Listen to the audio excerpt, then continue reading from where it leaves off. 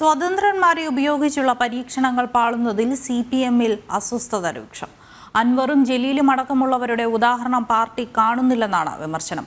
പാലക്കാട്ടടക്കം സംഘടനാ പോരായ്മകൾ പരിഹരിക്കാൻ നേതൃത്വത്തിന് കഴിയാത്തതും വിമർശനത്തിന് വഴിവെക്കുന്നുണ്ട്.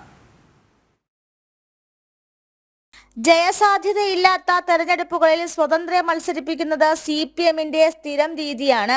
എന്നാൽ PV അൻവർ വിവാദമായതോടെ സ്വതന്ത്രർക്ക് അമിത പ്രാതിനിധ്യം നൽകുന്നത് അപകടകരമാണെന്ന അഭിപ്രായം പാർട്ടിയിൽ സജീവമായിരുന്നു.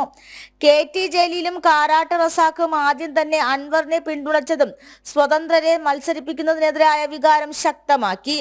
ഇതെല്ലാം അവഗണിച്ചാണ് CPM പാലക്കാട് ഡോക്ടർ P. സരിനെ ഇടത് സ്ഥാനാർത്ഥിയാക്കിയത്.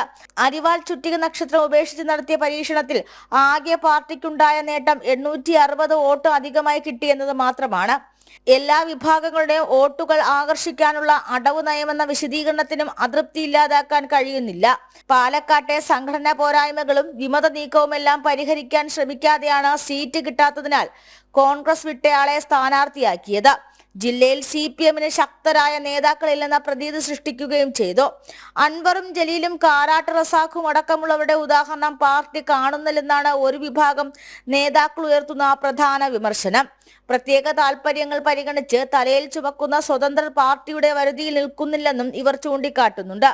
KV തോമസിനെയും ജലീലിനെയും കാരാട്ട് റസാഖിനെയും PT റഹീമിനെയും പോലെ വന്നു ചേർന്നവർക്കെല്ലാം സ്ഥാനമാനങ്ങളും സ്ഥാനാർത്ഥിത്വവും നൽകുന്നതിനുള്ള അമർഷം നേരത്തെ തന്നെ പാർട്ടിയിലുണ്ട്. പുറത്തുനിന്നെത്തുന്നവർക്ക് അമിത പരിഗണന നൽകുമ്പോൾ കീഴ്ഘടകങ്ങളിൽ നിന്ന് വളർന്നു കയറിയവരെ അവഗണിക്കുന്നുവെന്നാണ് വിമർശനം. ഇതിനിടയിലാണ് പാലക്കാട്ടെ സ്വതന്ത്രന്റെ തോൽവിയും അസ്വസ്ഥത സൃഷ്ടിക്കുന്നത്. ജനം, തിരുവനന്തപുരം.